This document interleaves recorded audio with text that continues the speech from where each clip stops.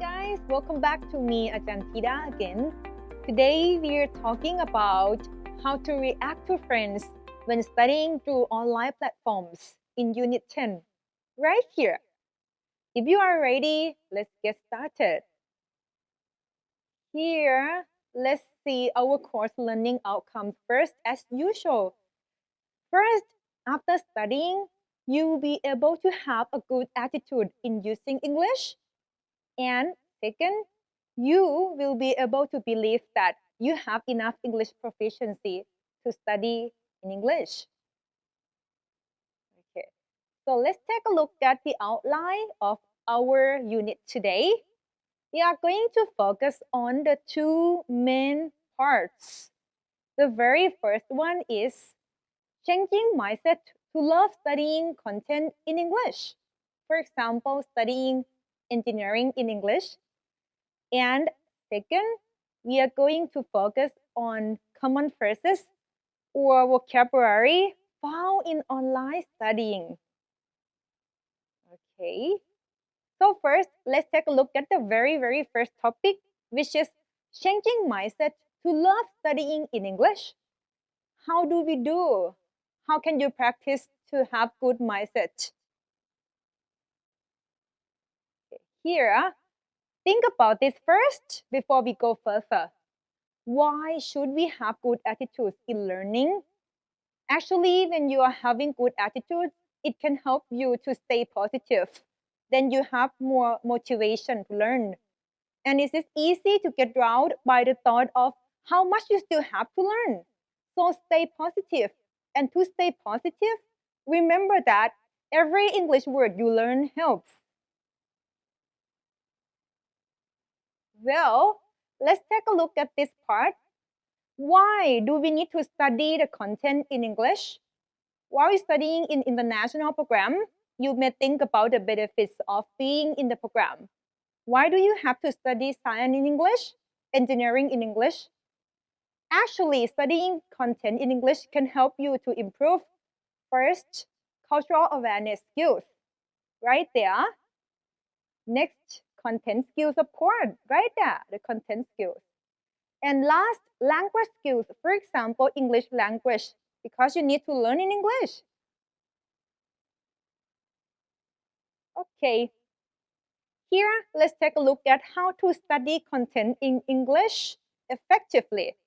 Actually, there are many techniques for you.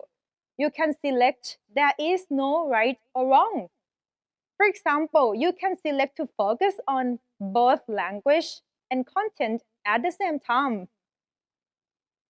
Or if you would like to focus on Thai language, Burmese language, Cambodian language, your first language first is okay too. Or focus on English first and then focus on the content later. It's okay too. Or maybe your technique will be you can focus on listening to the lectures in English, but taking notes in your first language. You can do that too. There is no right or wrong. So actually, these are the easy ways to stay positive when studying in English. First, don't be afraid of making mistakes. Look at that. Because normally people often get things wrong. So if you are the good language learner who's studying content, you can notice that you can notice your mistakes and learn from them. Second, do group activities. Actually, people use language to communicate with other people. So a good learner always looks for opportunities to talk with other students. Third, make notes during every class. So make notes during every class can help you to remember new language, especially the content skills or the content knowledge. So look at your notes when you do your homework. Fourth, is this important? Use a dictionary. So good learners often use dictionary to check the meaning of words they don't know. They also make their own vocabulary lists. And five, think in English outside the classroom. Okay, so you can think in English outside the classroom when you are shopping or walking down the street. Remember useful words and phrases. Sometimes when you're at home, say new words to practice your pronunciation. 6. Do extra practice. Taste and improve your language, reading and listening skills with self-study material. You can find a lot of this online. Next, imagine yourself speaking in the language. For example, imagine yourself speaking in English. Okay? Many learners can see and hear themselves speaking in the language. This helps your motivation. You will have more motivation in studying in English. And then enjoy the process. So actually, good learners will enjoy their process of learning. And they also can watch a TV series or film, listen to songs, play video games, or read a book in English. Well, I'm going to give you the task. This is called a preparation task that I have the words in the box. Okay, take a look at this. For example, progress, extra practice, group activities, mistakes, your homework, notes, and a list. I would like you to go back to the tips that I showed you earlier, 8 tips, and take a look at that again. Then try to work on this task. Can you separate the words into the correct categories? Make or do.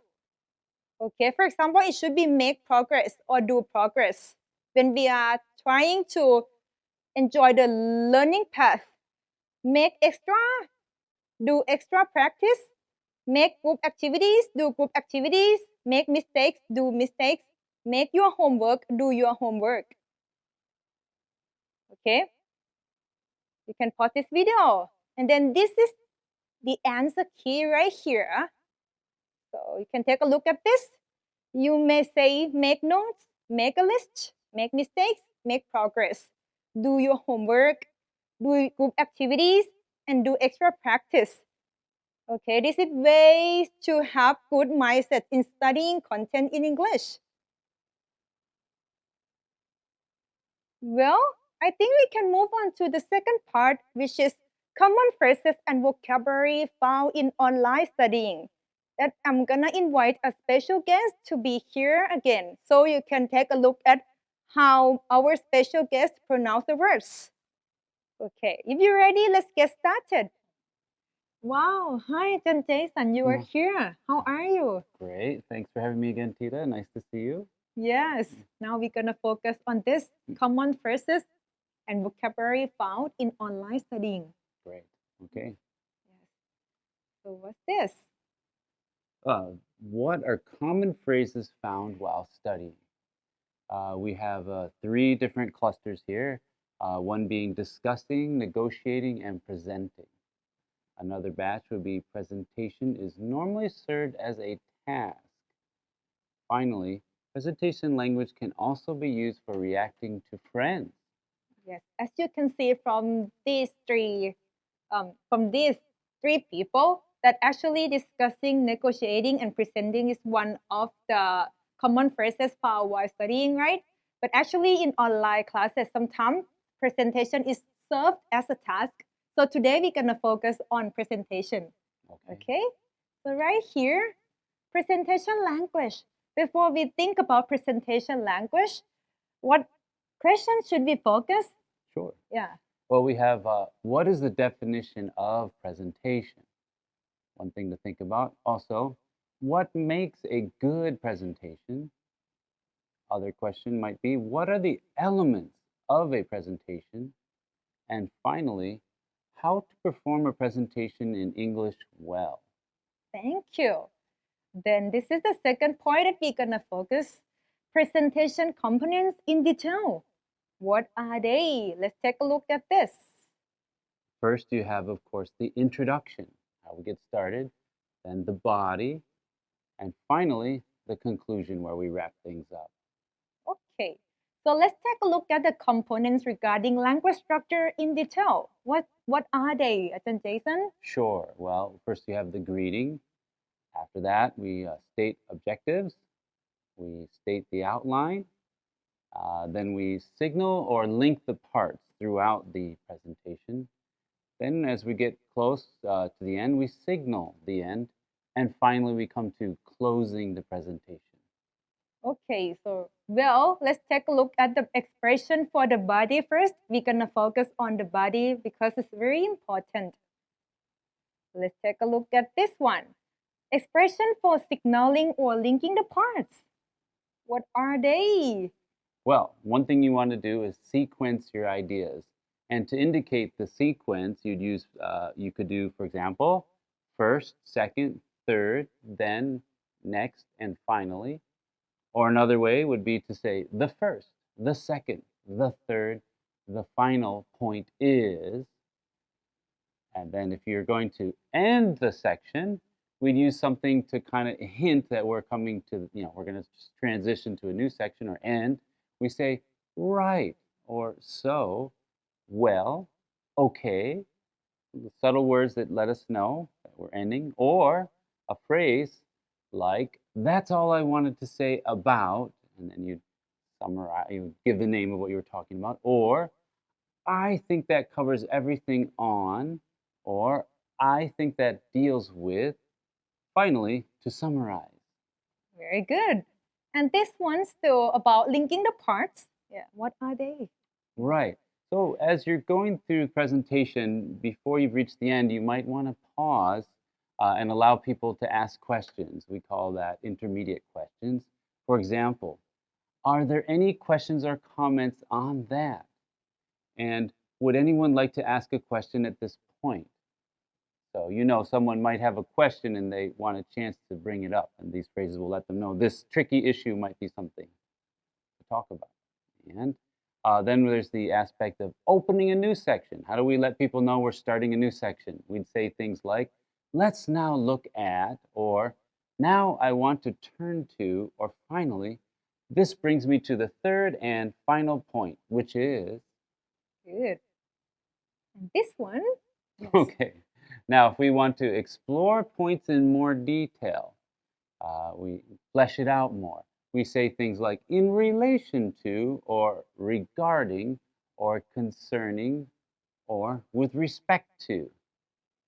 Now, if we want to add more ideas, add something new possibly to help strengthen our argument or what we're discussing, we'd say phrases like in addition to this, or moreover, or however, despite this, so, or therefore.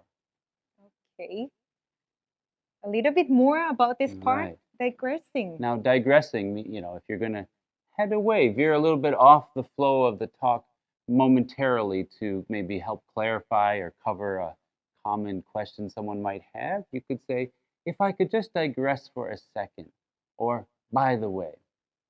Another thing, once you've finished your digression, you want to come back to the main flow of the talk.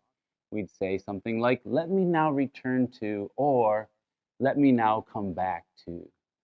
All right, this one. Now is this about expression for highlighting and emphasizing. We can focus on this one first, analyzing. So if you're going to do some analysis in your presentation, we would say things like, let's look at this more closely, or what does this mean exactly? In other words. Mm-hmm. We can have more right here. If you want to use dramatic language to really draw interest, we might say a total, absolute, or complete disaster, or a great, outstanding, remarkable success.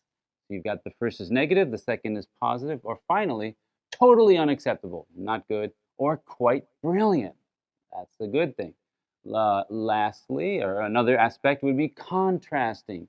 We would say things to contrast with what we just said by saying actually, or in fact, in reality, the truth is that, or something that compares the past with the present. Yesterday it was easy. Today it is far more difficult. Wow, I like it. It's very honest. How about next one? We're gonna focus on useful phrases and grammar points in context. Gonna give examples.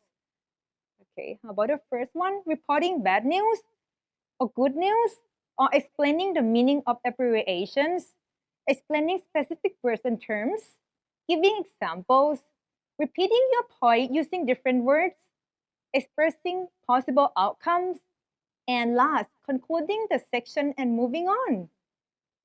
How about the first one? When we want to report the bad news, we may use these phrases, right? Unfortunately, I'm sorry to say that. Sadly, we will not be able to, or it is unfortunate that. Okay.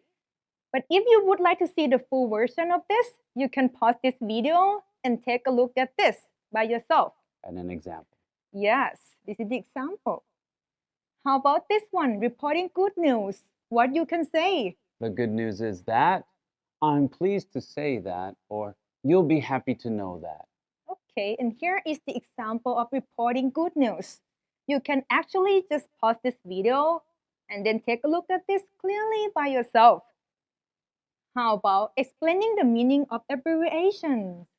Sure. What can we say? So here's some you might have heard, or maybe not. OTC stands for over-the-counter drugs, or WTC stands for World Trade Organization. IMF stands for International Monetary Fund. Yes. Or if you want to take a look at how to use in context, just pause this video again, and then take a look by yourself. You can change some information to be yours. Okay, before we go to the end of this presentation, I would like to ask you some questions. First one, a total, absolute, complete disaster can be called as A, Positive, B, dramatic, C, normal.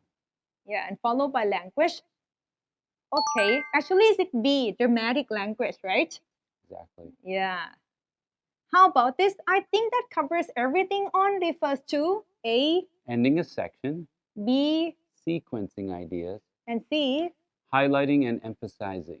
If you still remember, it is A, ending a section. Okay, so actually we have learned about these topics so far. I hope you found this presentation useful. For today, for this unit, we would like to say Thank you very much for your time. bye. Bye-bye.